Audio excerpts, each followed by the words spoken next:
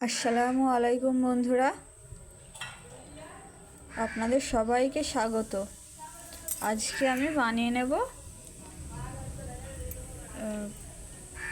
রুই মাছ দিয়ে বরবটি আলুর পাতলা ঝোল। খেতে অত্যন্ত সুন্দর হয়। আশা করছি আপনাদের ভিডিওটা খুব ভালো লাগবে।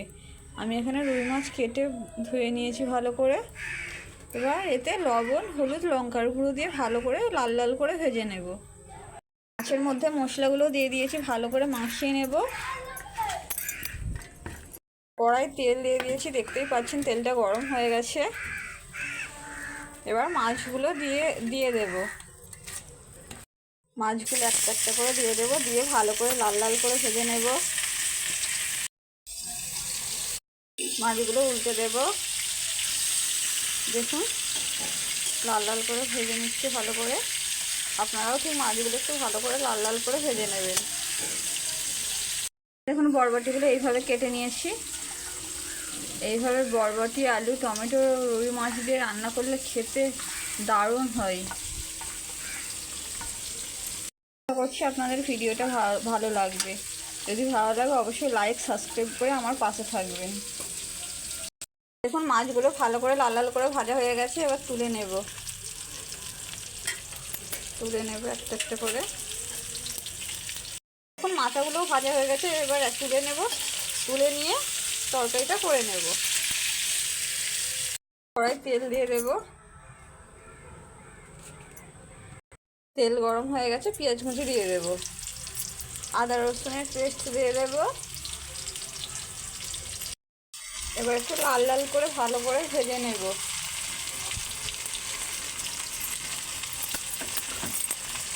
একটু ভালো করে ভেজে নেব। ভালো করে ভাজা হয়ে গেছে। এবার কেটে রাখা বরবটি আর আলুটা দিয়ে দেব। দিয়ে ভালো করে আবার একটু নেড়ে নেব। ভালো করে নেড়ে নেবে, যাতে বরবটির কাঁচা গন্ধটা আর না থাকে। ভালো করে একটু কষে নেব। অল্প লবণ দিয়ে দেব। লবণ আবার ভালো করে একটু কষে নেব। যে কোনো তরকারি যত ভালো করে কষবেন তত ভালো টেস্ট আসবে। তাই আমি একটু ধৈর্য ধরে ভালো করে কষে নিচ্ছি। আপনারাও অবশ্যই ধৈর্য ধরে একটু ভালোভাবে কষে নেবেন, তাহলে তরকারির টেস্টটা ভালো আসবে। এবার হলুদের গুঁড়ো আর লঙ্কার গুঁড়ো দিয়ে দেবো। লঙ্কার গুঁড়ো আর হলুদের গুঁড়ো দিয়ে দিয়েছি। আপনারা আপনাদের পরিমাণ মতন মশলাগুলো দিয়ে দেবেন। আবার একটু ভালো করে কষে নেব।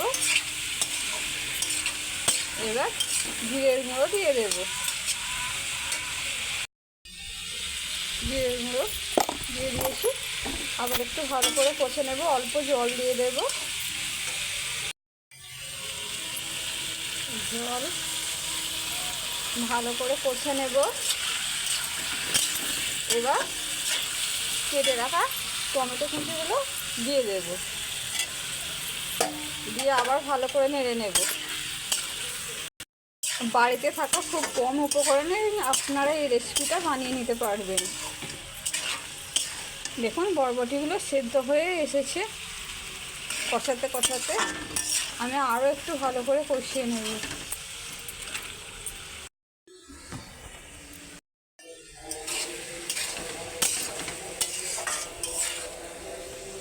দেখুন ভালো করে কষানো হয়ে গেছে। এবার জল দিয়ে দেব।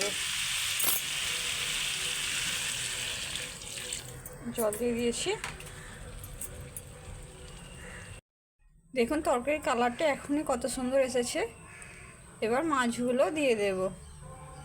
মাছগুলো দিয়ে দিয়েছি। এবার 15 মিনিটের জন্য ঢেকে রেখে দেব, আলুগুলো সেদ্ধ হওয়ার জন্য।